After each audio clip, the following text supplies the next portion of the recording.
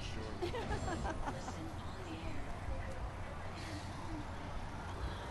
95.3 FM, KQKI. And good afternoon. It is Brady Burrell. I am under the shadow of the Berwick Lighthouse, the Everett S. Berry Lighthouse. And I have a very special guest. You know, I have been now in radio for 25 years. This has got to be one of the greatest honors of my life, and I do mean that sincerely because I grew up here in Berwick, and Mayor Everett Berry, he was in office while I was a child from 1985 to 1989, and he was really good friends with my father, who pastored the United Pentecostal Church at 6th and Utah Streets. He was so good to our family, so good to our church. But I know he had some incredible backup, and that was Miss Iris Berry, our First Lady, who stood by his side and helped him. And this vision of the lighthouse was of Mayor Everett Berry. And very suitably, it is named after Mayor Everett Berry. It is the Everett Berry Lighthouse Park. And Miss Iris, thank you so much for joining us. Tell us about the vision of Mayor Berry to have this lighthouse here, the Southwest Reef Lighthouse. His first idea of bringing it in was when two young men went into his office saying that the lighthouse was in peril in the Gulf of Mexico, just wasting away. It stood as just a point, no light. The lights had already been removed from the lighthouse, something else replacing it. But the two gentlemen went into the mayor's office and told him the lighthouse was in peril. And he said, we have to do something immediately. So he went to Baton Rouge, got the papers that they needed to make this wonderful, wonderful lighthouse a part of Berwick. So, having done that, he found out that the other lighthouse, which is still in the waters of the Gulf of Mexico, it belongs to Berwick as well. He learned that he had to go to certain offices in Baton Rouge and procure those for permits for getting the second lighthouse here. And not only did he just take the day off, it was several days that he stayed in Baton Rouge and went from office to office so that Berwick would be the only place that he knew would be the home of two lighthouses. We're very, very happy to look forward to that. And my youngest son, Joe, is now undertaking that project that his dad started way back then. So we're very, very proud of it. And I would like to say thanks to the committee for having put our booth near the lighthouse. They're so kind in doing this every year, and we just appreciate it very much, very, very much. After getting them all the permits, B.J. Bella went to bat. Also the council members, and it wasn't long before they were out there in the Gulf of Mexico getting the lighthouse disassembled and brought in by barge. In this first book that I'm speaking of has pictures of the lighthouse, and one of them has a living quarters next to it.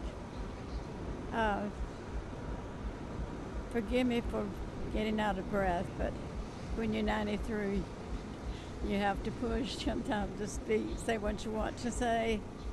But I would like to draw your attention to one of the pictures that you will see in the books, and that is two men standing on the balcony of one of the pictures. And my daughter Belinda took it to the right people and lightened the photograph so that the two men that's on the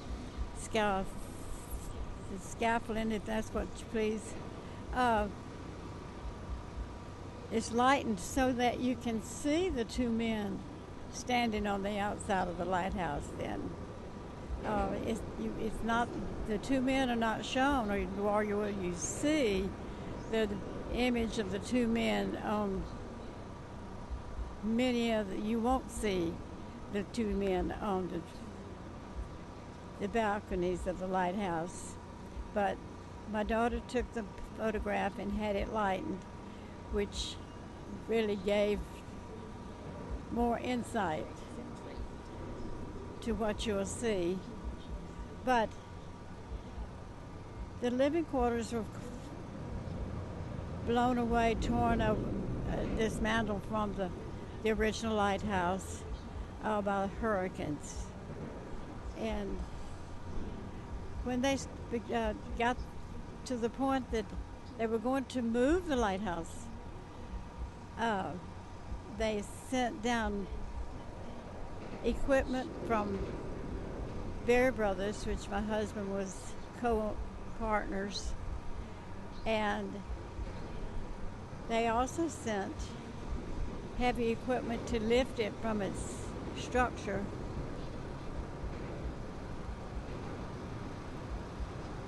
And when they started to lift it, they had already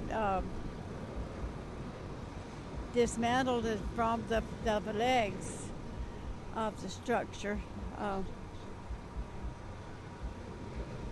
And they started to lift it, and it was the barge that was going underwater. The lighthouse wasn't moving.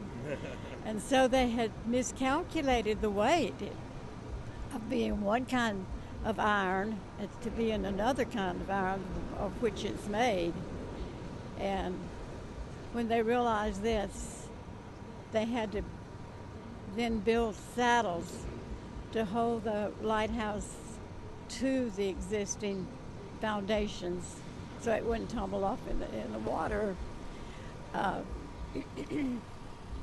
Then once they got it loaded, it made its way upriver and was put on Bear Brothers' work yard until they could get monies together to start repairing it to its original state that you said you'd see today. And we're so very, very proud. I think everybody in the town of Berwick realizes what we have here. Yes. That it is something to be proud of. It sure is, and of course you have several books that you have written, The Legend of the Haunted Lighthouse, and you've got one about remembering old Berwick, and then the third one that Addie has, Everett S. Berry Lighthouse Park. You can purchase those here. There's also some other memorabilia here at the tent. And really quickly, I want to talk about your husband, Mayor Berry. He served in politics from 1965 all until 1989. He was elected as our mayor in 1985 until 1989. I remember him well. He served our community well. And tell us a couple of minutes about your husband. One word could sum it all up: gentleman. At the beginning of one of the books, it outlines his life. And right there. This is it. Wow. This is his life as it progressed. His first son, brother, student, Christian, friend, sweetheart, sailor, husband, help me here, Doll. Sportsman, businessman. Yes. Father, statesman, rancher, collector, civic volunteer, bank director, grandfather, and preservationist who is friend to all, honest and trustworthy, man of integrity, gentle, compassionate toward his fellow man, and one who loved his family, his country, the town of Berwick, and his Lord God. Very, very touching. Thank you, Miss Iris, for spending this time with us. I remember when this lighthouse was placed here. I was actually out here. I was a very young man or young child, teenager. We are patiently waiting. We hope your son Joe, I know Joel really well. I know your son Joe. We're hoping and we're pulling for Berry Brothers to bring in the ship shoal so we can have 2 lighthouses out here. So thanks again, Miss Iris. It's great to meet you. This has been the honor of my life to get to spend a few moments with you. And you and your husband will all thank you, and you will always hold a very special place in the hearts of many of us from the town of Berwick. And Bless your heart. Thank you so much for letting me tell about my husband and about the lighthouse and Berwick. We love Berwick. Everett, I don't know, most people didn't know, but both he and I are Scottish. And as you know, Berwick is a Scottish name, and we're very proud to be a part of that heritage. well, thank you. Again, it's been an honor. Everyone can come by while she is here and meet Miss Iris. We've got the Iris Berry book tent with some memorabilia. They've got some, there's a miniature figurative of the lighthouse itself, a miniature version, should I say, of the lighthouse. And there are coffee mugs that you can get. So come meet Miss Iris, and she can even sign the book for you. Thank you so much. Thank you so much, Miss Iris. Pleasure. Great. God bless you. Great to see you. And that's going to do it here for 95.3 FM KQK.